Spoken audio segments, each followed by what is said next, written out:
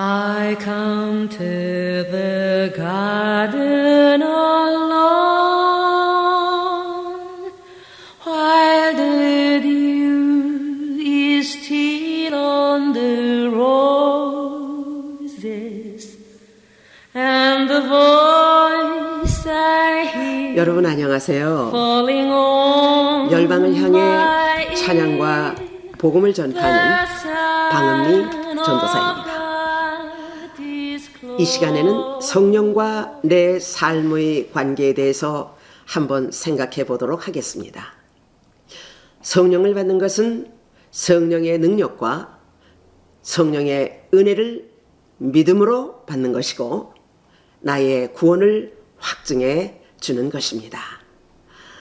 그래서 성령을 받은 자는 거룩한 삶을 살아야 합니다. 베드로전서 1장 15절에서 16절까지 말씀입니다. 오직 너희를 부르신 거룩한 이처럼 너희도 모든 행실에 거룩한 자가 되라. 기록되었을 때 내가 거룩하니 너희도 거룩하라 하셨느니라. 거룩이란 단어는 세상과 구별되다는 뜻이지요. 그러면 어떻게 삶에 적용할 수 있겠습니까? 그것은 일상생활에서 우리의 태도와 삶의 기준이 세상 사람들과 달라야 합니다. 디모데전서 4장 7절에서 8절까지 말씀입니다. 망령되고 허탄한 신화를 버리고 경건에 이르도록 내 자신을 연단하라. 육체의 연단은 약간의 유익이 있으나 경건은 범사에 유익하니, 그런데 거룩해지려면 경건한 생활을 해야 하는 것입니다. 경건은 표면적인 종교 행위가 아닙니다. 경건은 하나님과의 영적인 관계에서 깊은 신앙심과 하나님을 의지하면서 온전히 하나님을 섬기는 자세와 그 생활을 말하는데, 이 경건 생활은요, 내면적인 훈련을 통해서 드러나게 되는 것입니다.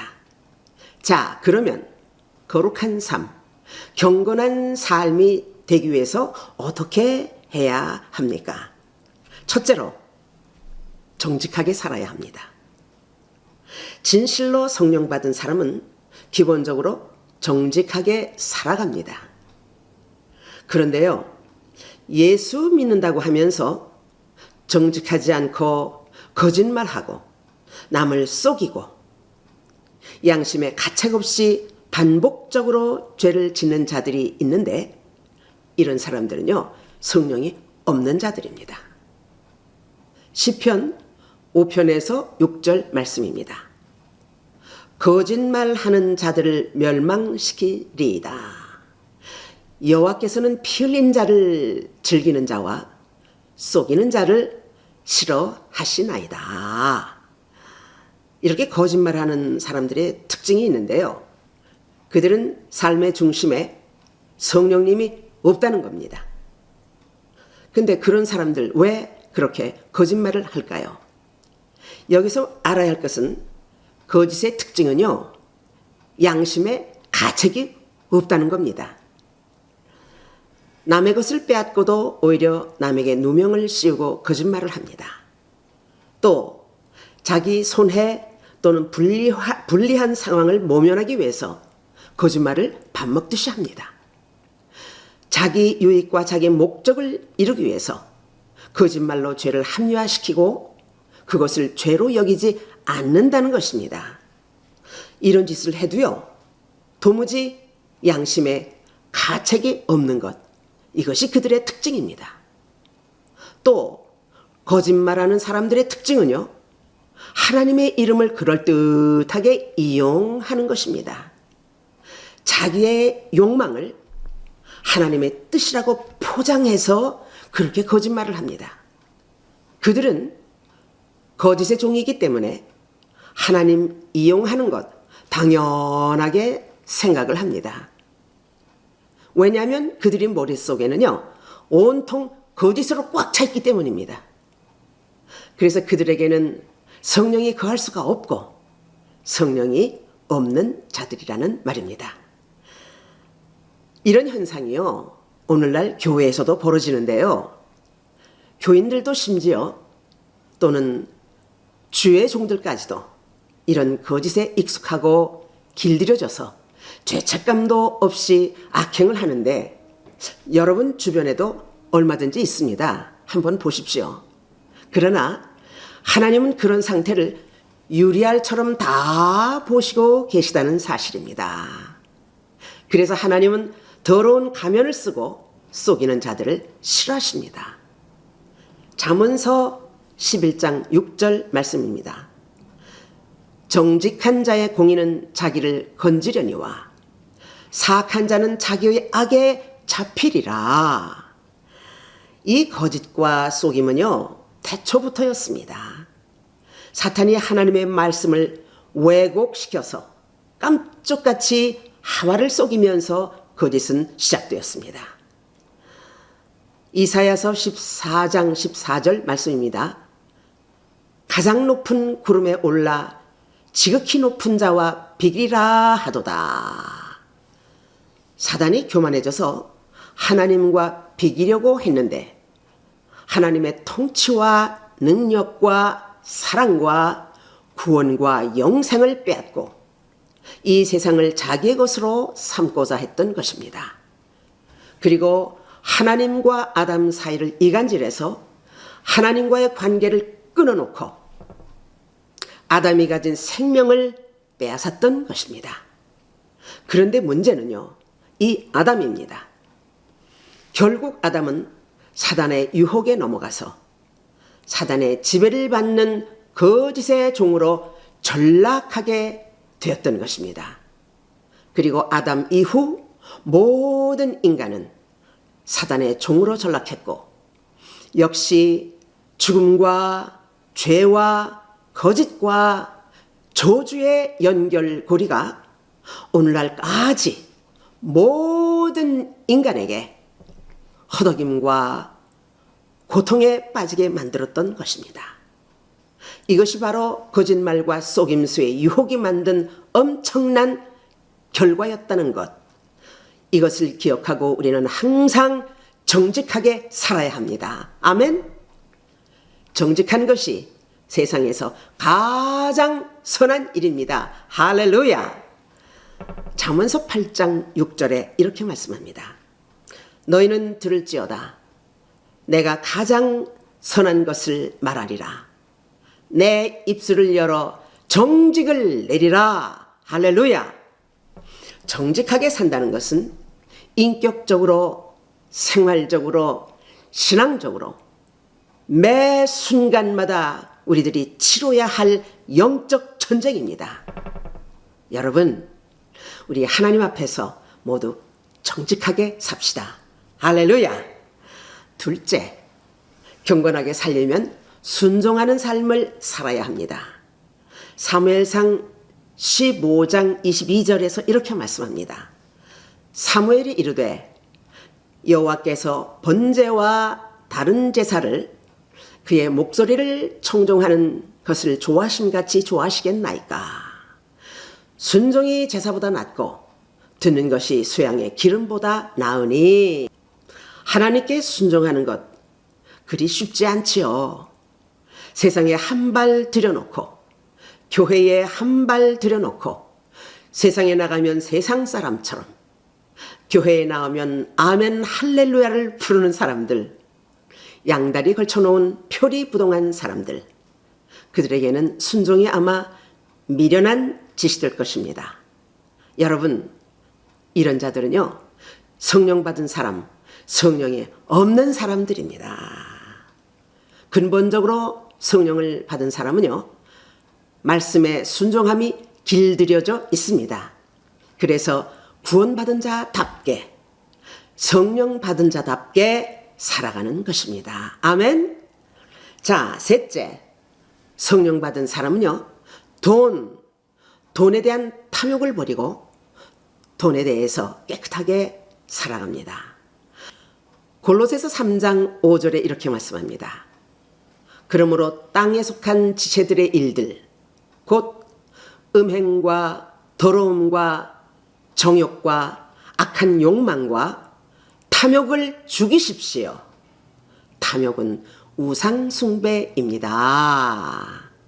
네, 돈이란 눈에 보이지 않는 형태가 없는 놀라운 힘을 가지고 있습니다. 이 돈이 사람을 살리기도 하고 죽이기도 합니다. 탐욕이 얼마나 추하고 더러운 것인가 하면요, 돈 때문에 자신의 인격을 팔고, 돈 때문에 배신하고, 돈 때문에 가정이 파괴됩니다. 그리고 돈 때문에 남의 주머니까지 들여다보는 부끄러운 짓을 하며 삽니다.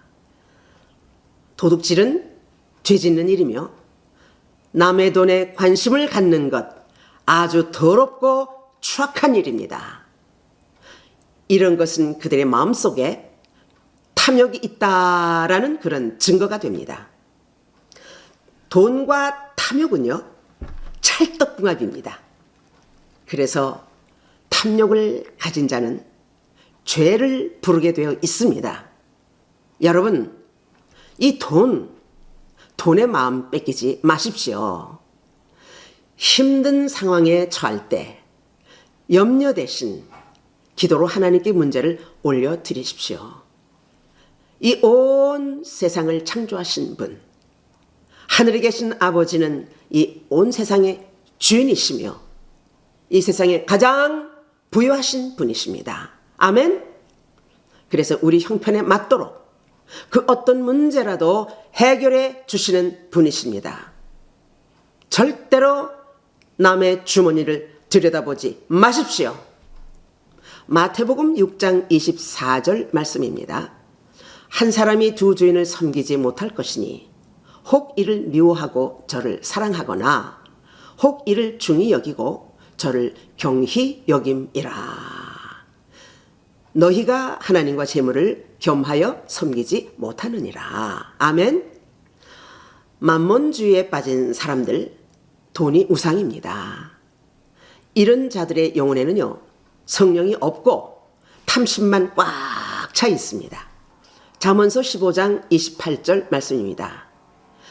자기의 마음을 제어하지 아니하는 자는 성읍이 무너지고 성벽이 없는 것과 같으니라. 여러분, 탐심을 제어하십시오. 우리가 돈에 대해서 청렴해야 합니다. 돈에 군침 흘리지 마십시오. 오직 하나님께 고정된 마음으로 돈에 대해서 깨끗하게 사시기를 축복합니다. 아멘. 이 밖에도 성령 없는 자의 상태가 많이 있습니다. 그러나 오늘은 특별히 이 세 가지 죄, 거짓말, 불순종, 탐욕에 대해서 그 심각한 영적인 죄에 대해서 말씀을 드렸습니다. 여러분, 거짓말과 불순종과 탐욕은 그 사람의 인격과 신앙과 자신의 생활을 완전히 파괴하는 악한 영적인 죄이기 때문에 절대로 성령의 사람이 해서는 안 되는 일입니다. 성령의 사람은 절대로 이런 짓을 하지 않습니다. 아멘? 혹시 나에게 해당되는 것이 있습니까? 만약 그렇다면 철저하게 회개하십시오. 그리고 그 점에 대해서 악행을 씻어버리고 두 손 들고 주님 앞에 나와서 회개해야 합니다. 아멘. 결론적으로 성령 받은 사람은 어떻게 살아야 합니까? 거룩, 경건하게 살아야 합니다. 성령님은 세상 마지막 날까지 우리와 항상 함께 계시는 분이십니다. 예수님께서 지금 당신에게 무엇이라고 지금 말씀하십니까? 베드로전서 1장 16절 말씀입니다. 기록되었으되 내가 거룩하니 너희도 거룩할지어다 하셨느니라. 할렐루야. 여러분, 우리가 거룩해지는 방법은 오직 정직과 말씀의 순종과 온갖 탐심을 버리는 것밖에는 없습니다.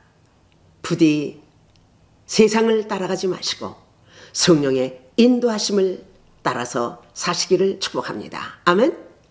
여러분, 우리 모두 성령 받은 자로서 하나님을 기쁘시게 해드리는 저와 여러분이 되시기를 축복합니다. 할렐루야. To be continued.